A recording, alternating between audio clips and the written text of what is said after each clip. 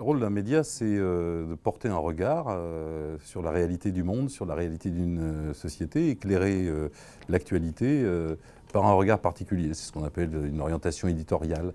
Alors ce qui est important, c'est que précisément dans ces éclairages, eh bien, ils soient les plus divers, les plus pluralistes possibles, qui reflètent les courants de pensée de la société sans en écarter aucun, et qu'ils soient des éléments à la fois du débat démocratique, une contribution au débat démocratique, et aussi le lieu d'expression des tensions et des contradictions dans une société. Parce que les intérêts dans une société ne sont pas tous identiques, et on a besoin qu'ils s'expriment, qu'ils se confrontent. Dans un monde de plus en plus complexe, les citoyens ont besoin d'une information plus riche, plus ample, plus contradictoire. La presse, c'est toujours de l'idéologie. Chaque ligne éditoriale est un type de regard porté sur la société, une certaine lecture de la société, une certaine recherche des sujets. C'est plutôt dans le pluralisme, dans la possibilité de la contradiction, de l'opposition des regards que les citoyens doivent réclamer une information complète, diverse, qui puisse contribuer à construire leur opinion, leur point de vue, leur intervention aussi dans les affaires qui les concernent, c'est-à-dire les affaires de la cité, de la vie publique.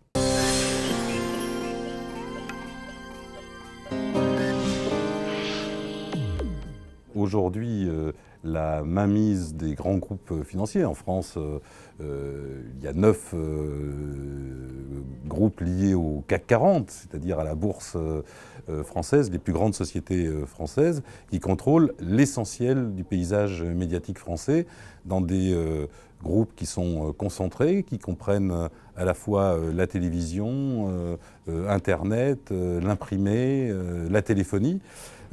Certains groupes qui sont liés à l'armement, à l'énergie, voire au transport et à la production de bois en Afrique. Et ce sont des groupes qui, évidemment, contrôlent la presse, non tant parce qu'elle leur rapporte, même si quelquefois l'information leur rapporte, mais parce que ça leur permet d'exercer une domination politique, une domination sur le débat d'idées, et ça leur permet aussi d'éviter un certain nombre de sujets qui fâchent. Et donc cette domination, elle peut s'exercer directement dans une campagne électorale. On a vu ainsi que ces grands groupes, je pense à des groupes comme SFR, comme le groupe dominé par M. Drahi, mais c'est vrai aussi de l'ensemble constitué autour de messieurs Pigasse, Berger et Xavier Niel, patron de la téléphonie, le groupe Le Monde, ont pris position de façon très très active pour soutenir Emmanuel Macron. Je crois qu'aucun candidat à une élection présidentielle n'a bénéficié d'autant de couvertures de magazines, d'autant de reportages, d'autant d'interviews de complaisance qu'Emmanuel Macron. Donc on voit directement cet effet. De la même façon, lorsqu'une société débat très vivement des choix économiques et sociaux qui sont pratiqués, faut-il aggraver la politique libérale actuelle? Faut-il développer plus d'austérité? Eh bien, quand on martèle que la compression des dépenses publiques est une fatalité, la réduction du nombre des fonctionnaires est une nécessité, qu'il faut que la majorité de la population produise des efforts, que plus les riches seront riches, plus les pauvres verront leur situation s'améliorer, alors qu'on constate chaque jour le contraire, eh bien ce type d'argument est martelé par cette presse. Et hélas, le service public est contaminé par le même virus de la pensée unique et ne permet pas l'exercice d'un débat citoyen. Alors qu'on voit bien, au fil des scrutins, au fil des mobilisations sociales en France, qu'une très grande partie de la population ne se reconnaît pas ni dans ces idées, ni dans cette presse.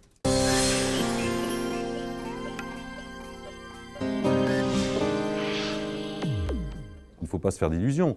L'univers des réseaux sociaux et la toile sont empreints des mêmes dominations. Les groupes qui recueillent le plus de fréquentation, c'est encore Google Actualité, c'est Orange, c'est TF1, TF1 en France. Ce sont les grands groupes multinationaux qui dominent aussi l'information, la communication, l'accès à la connaissance sur la toile. Donc je crois que ces trois dimensions, l'intervention citoyenne et la revendication d'une information pluraliste, complète sur les réalités des pays, l'exigence d'une intervention de l'État pour assurer le pluralisme et les moyens de ce pluralisme, et enfin l'engagement des citoyens autour de cette presse sont des dimensions indispensables au Sud comme au Nord.